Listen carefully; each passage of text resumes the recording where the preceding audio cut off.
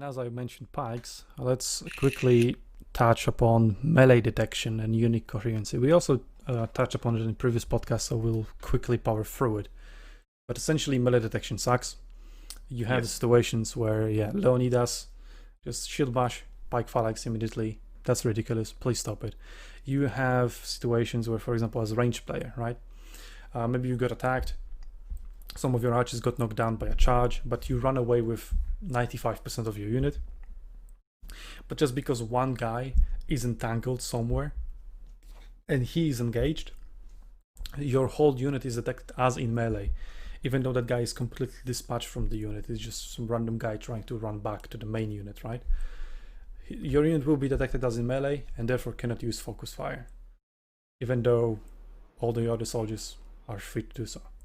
So I would change, at least in that situation, because you have that like outline around the unit, at least if you enable it in options. I don't know if you can enable and disable it, but I think you can. So if that's soldier that got stuck somewhere in melee engagement, right, and cannot go back, but if he's far away from the main body unit, he gets dispatched away from there, and he's not even displayed on in the bottom left corner where the unit formation is shown. So you just ignore that soldier then until he returns to the formation. So then it doesn't matter if he's just one alone guy being engaged. He doesn't prevent the other 59 guys from using focus fire. Same with pike formation, right? You have the exact same issue. One pike dude gets stuck somewhere. 99 pikemen are ready and waiting to drop pike phalanx, but they can't because one guy got stuck on a tree and he's getting hammed by another barbarian player in the forest. And then 99 guys can go into pike phalanx. Another ridiculous situation. And then somehow, it's mainly to do with pike phalanxes, right? You engage that pike phalanx, you charge them. It's like, haha, I outplayed you. I caught you off guard when you didn't have your pikes down. So instead of pikes down, I caught you with your pants down. Ha ha ha ha ha. And he's like, well, nope, I'm actually in melee. But well, you were in melee. Stop spinning to winning. No. So yeah, please fix melee detection. I totally agree with everything you said. Yeah. Since this section's melee detection and unit coherency, something to touch upon in unit coherency, something that I really enjoyed about Hashtable, and probably the only reason why I got him to tier 10, to be honest, is because you could pack his formation more densely than the Greeks can, and you could push through their phalanx with it.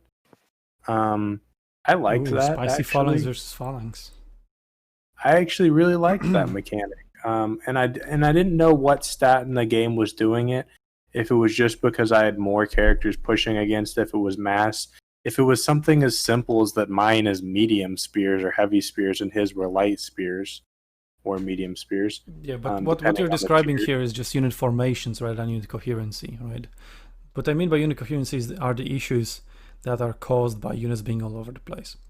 Yeah, exactly. So another annoying issue that I already pointed out in the previous podcast, but whatever, I'm going to quickly bring it up here as well, is that when you try to split up your units, right? You have 3 units in 3 different places. You split them up, and then you try to select your units by clicking and dragging over them.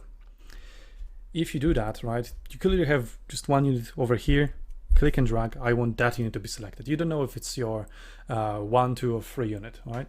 So you ignore that, you just want to select that unit by clicking and dragging. Yeah, multi-selects them because there's one guy out of place. Exactly. Just because one guy got entangled in your friendly unit, and let's say it's a high pressure situation, you need to react very quickly, so you don't have time to precisely click that unit banner or switch between a 1, 2, 3 to see which one it is. You need to react very quickly, and therefore click and drag is the fastest way to do it, right?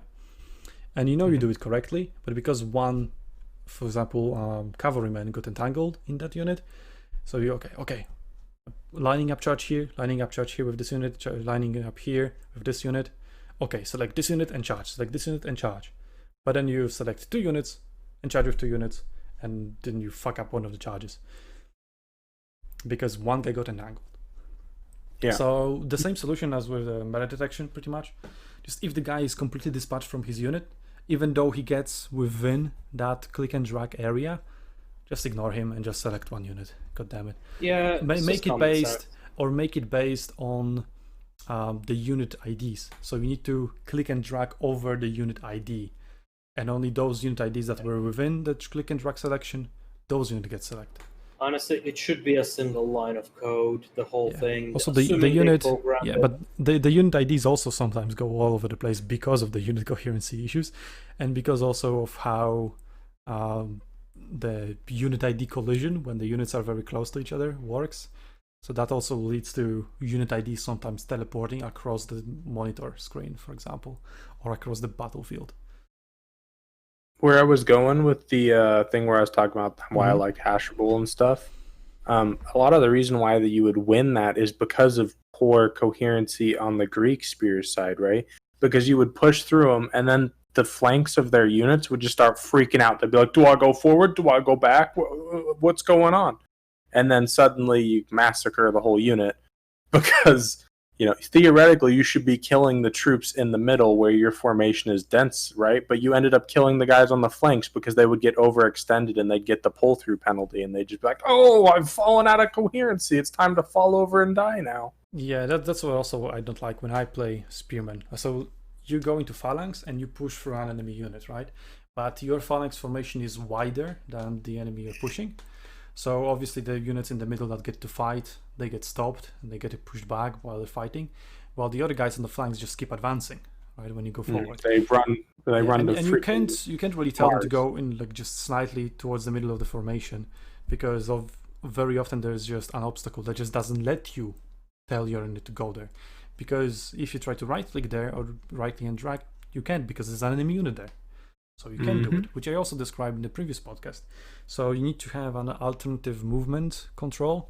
When, for example, you hold control, you hold alt, you hold shift, whatever, just a button or a key rather. All right, and then that enters a free movement mode.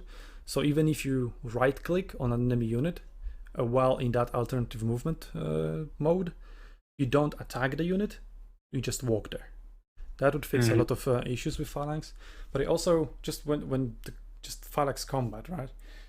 The guys on the flanks push further than the guys in the middle, and then you want to you try to get them back into the formation, but then they get entangled and they get attacked from the front, and then you end up not knowing in which direction you should push, because no matter in which direction you push, some of your formation will be attacked in the back.